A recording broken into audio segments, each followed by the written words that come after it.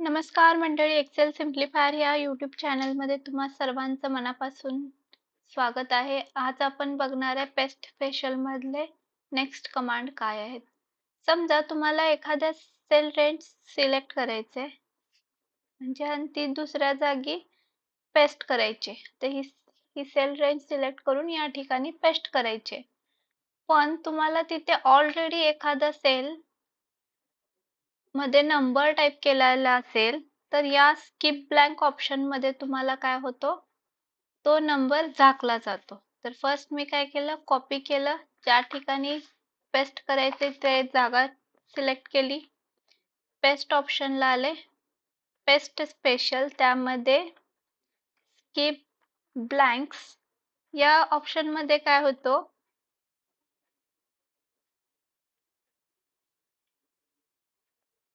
या ऑप्शन मध्ये पेस्ट करताना त्या ठिकाणी अगोदरपासून टेक्स्ट असेल, जसे की या ठिकाणी टेक्स्ट आहे, तर तो टेक्स्ट रिप्लेस होत नाही.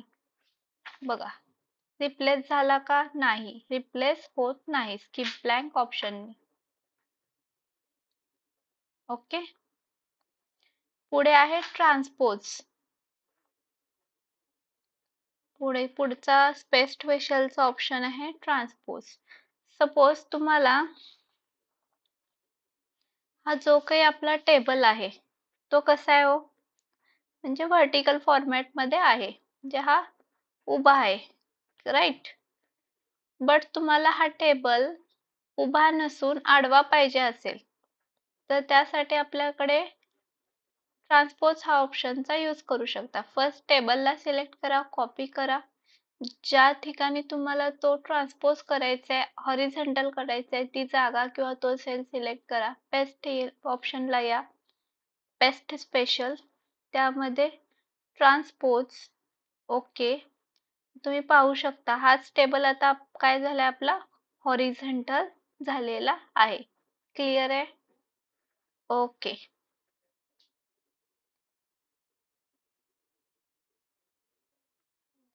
नेक्स्ट ऑप्शन आहे आपला पेस्ट लिंक.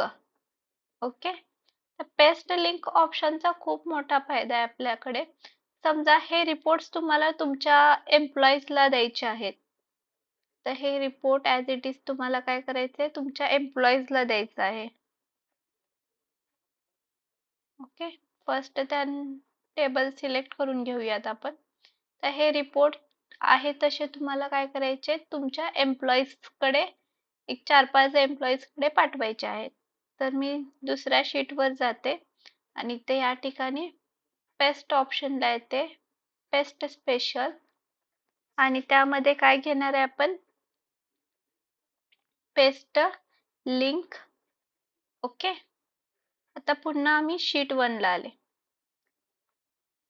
आता समजा हे रिपोर्ट तर मी माझ्या 5 एम्प्लॉईज कडे पाठवलेले आहेत, बट आता पाचीच्या पाची जणांना या रिपोर्ट्स मध्ये काही चेंजेस करायचे आहेत मला. आता फॉर एक्झाम्पल इथे सगळीकडे मला काय करायचंय, 9 मार्क्स द्यायचे ओरलचे.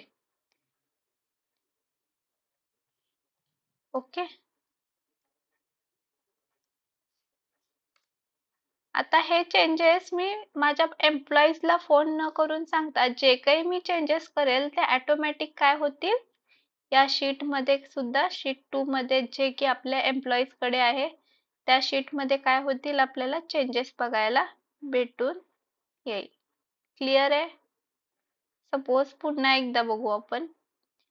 ओरिजिनल शीट मध्ये जेव्हा मी चेंजेस करेन, तर तुम्ही बघू शकता मी कुणाचे चेंजेस करते, सुशांत डेरेचे. ओरिजिनल शीट मध्ये जेव्हा मी चेंजेस करते,